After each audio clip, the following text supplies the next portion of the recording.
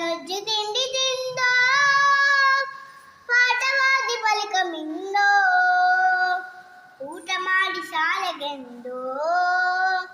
ಬಾ ಕಂದ ಬಾ ಬಾ ಕಂದ ಬಾ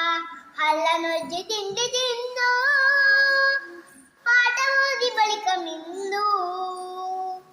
ಊಟ ಮಾಡಿ ಶಾಲೆಗೆಂದು ಬಾ ಕಂದ ಬಾ